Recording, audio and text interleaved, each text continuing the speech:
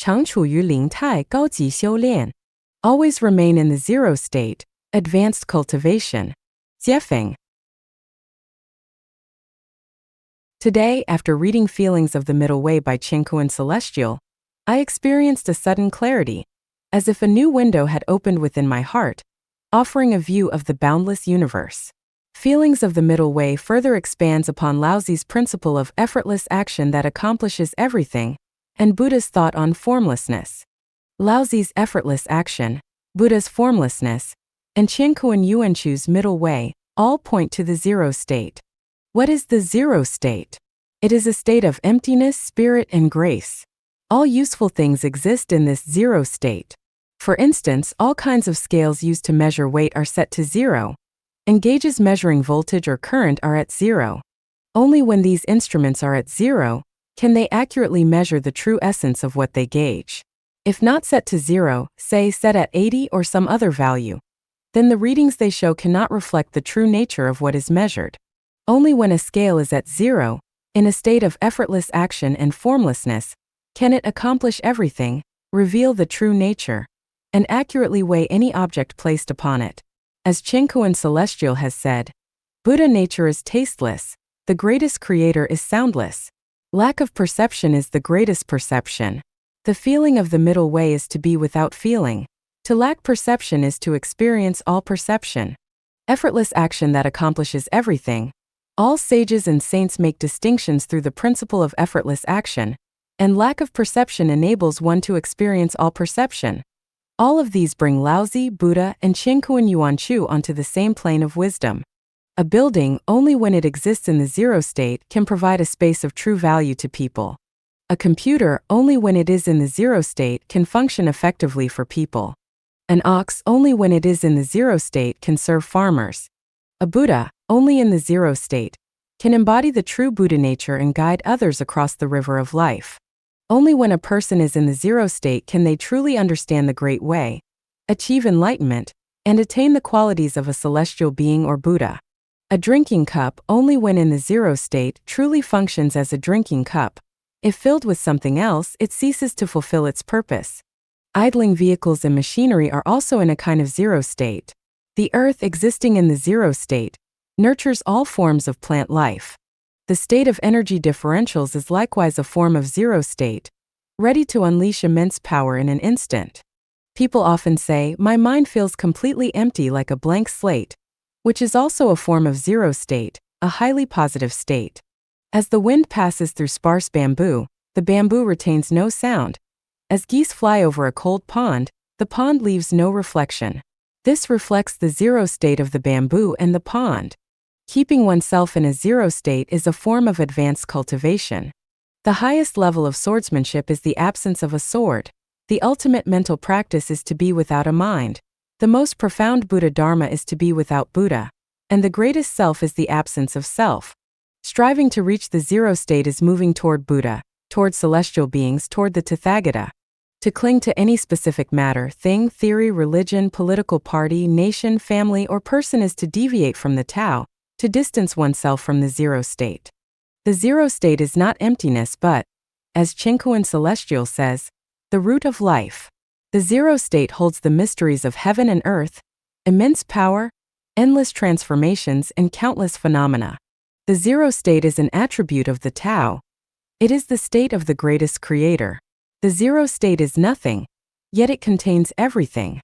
To reside in the zero state is to reach the state of unity between heaven and humanity, to dwell in the eternity of life. The most exquisite experience in life is the awareness felt when consciousness resides in the zero state, for it is then that one can perceive everything. From the zero state, viewing humanity's many values and morals reveals them to be mistaken. From the zero state, seeing humanity's suffering shows it all to be man-made, a result of straying from the zero state. The zero state is also the gateway to all wonders. Mysterious, graceful, resplendent, and magnificent. Everything arises from it. I hope you will frequently keep yourself in the zero state. 高级修炼，把自己表达清楚. Advanced cultivation, expressing yourself clearly. Jiefeng. I once asked the greatest creator, why do so many people struggle to realize their desires? The greatest creator replied, because they haven't expressed themselves clearly. After returning from the non-material world, I continued to observe people's situations and found that the greatest creator's words were indeed accurate.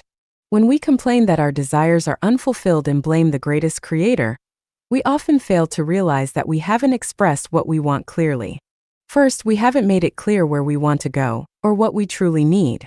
Our hearts change constantly with time and our surroundings, sometimes even shifting several times a day, making it impossible for the greatest creator to assist us. For example, I want to be rich is a desire, but it's vague and lacks specifics. What kind of wealth are you looking for? To what extent?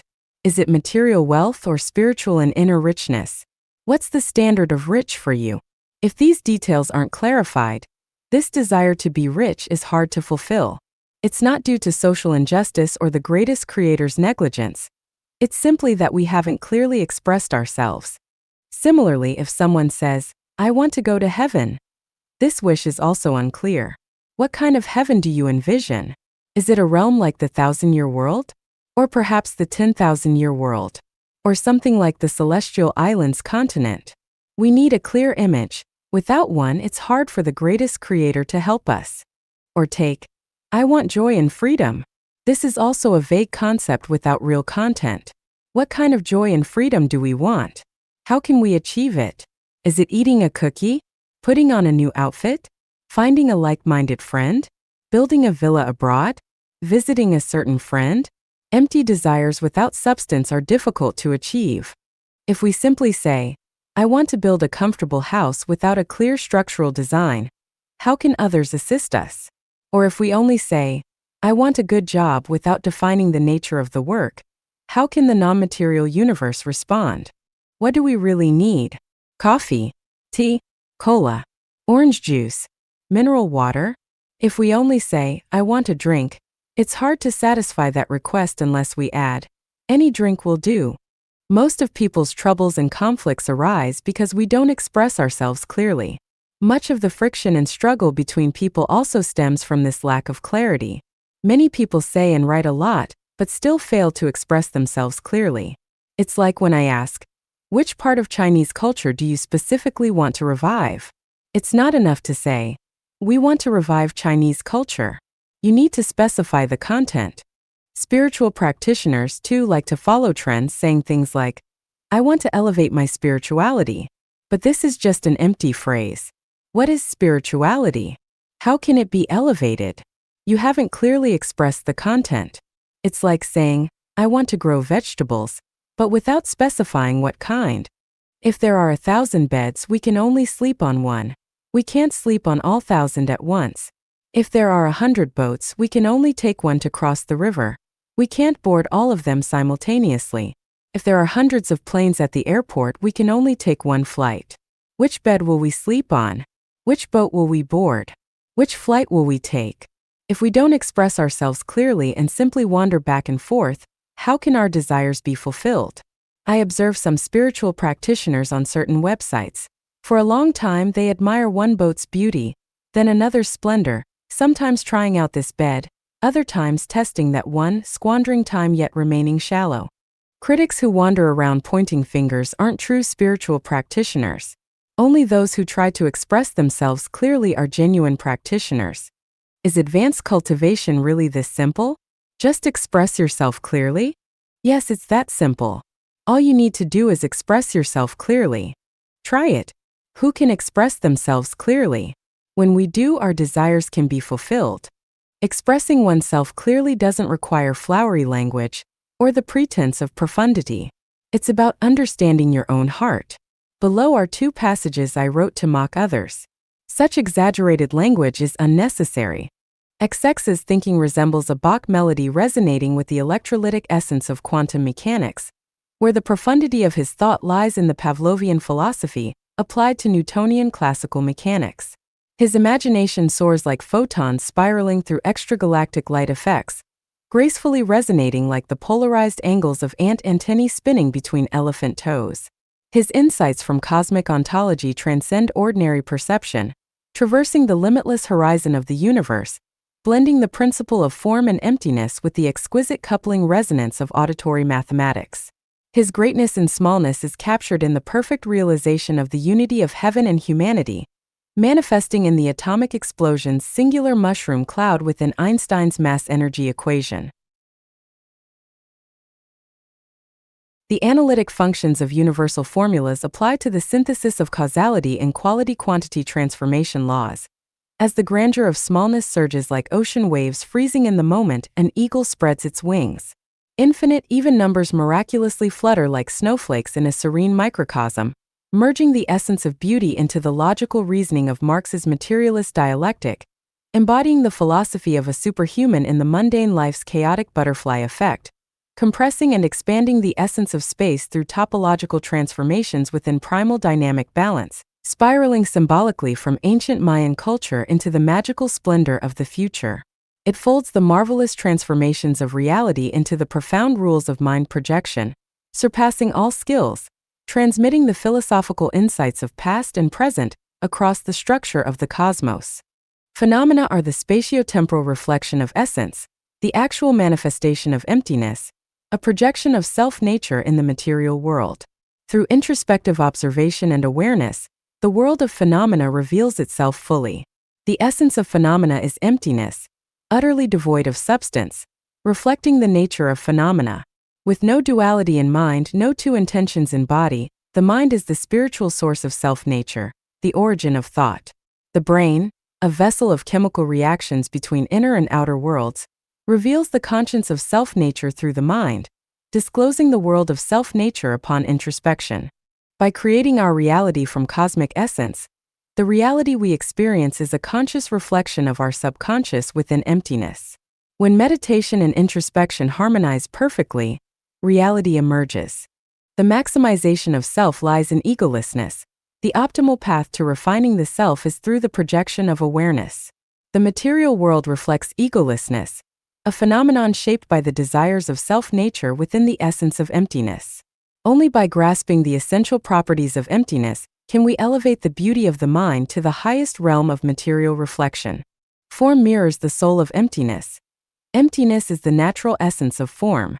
The method of ultimate awareness lies in transforming form into emptiness, understanding form through introspection atop the peak of the soul.